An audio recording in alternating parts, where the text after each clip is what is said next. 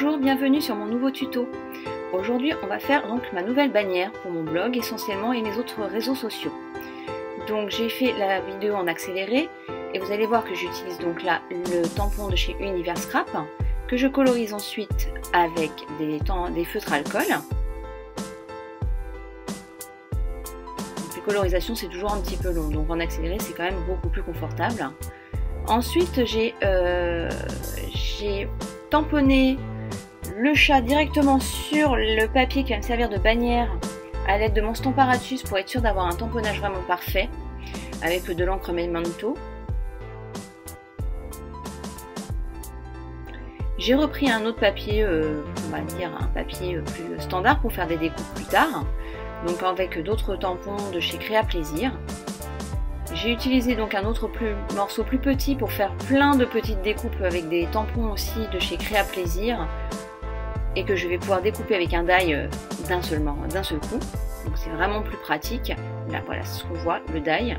J'ai pu passer tout à la Big Shot et récupérer tous mes petits morceaux que je vais pouvoir coloriser aussi uniquement les petits morceaux qui m'intéressent.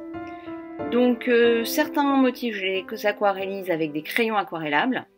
Ça donne un autre effet, un autre rendu de couleur que j'aime beaucoup aussi, autre que l'alcool. Donc ça c'est vraiment une question de goût. Hein. Chacun colorise et met en couleur à ses goûts. Là on passe donc au découpage.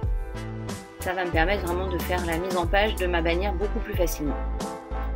J'avais envie en fait de mettre de la matière, donc j'ai voulu mettre un ruban de jute pour rajouter un peu de texture à cette bannière.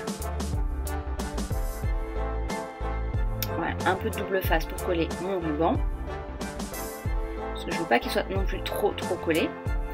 Là j'ai voulu mettre du spray en couleur bronze de chez Distress pour vraiment rendre mon fond de bannière un peu moins uni. Je commence là à placer tous mes petits éléments que j'ai donc pré-découpés auparavant, de façon à mettre un peu ma disposition avant de coller.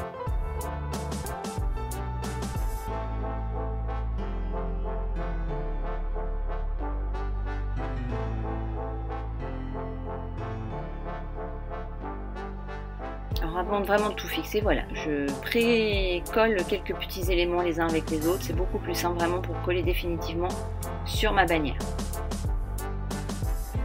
Alors j'ai pas rempli entièrement ma bannière, hein, comme vous voyez, puisque sur le final, j'ai mis en numérique mes titres. Je vous dis à très bientôt.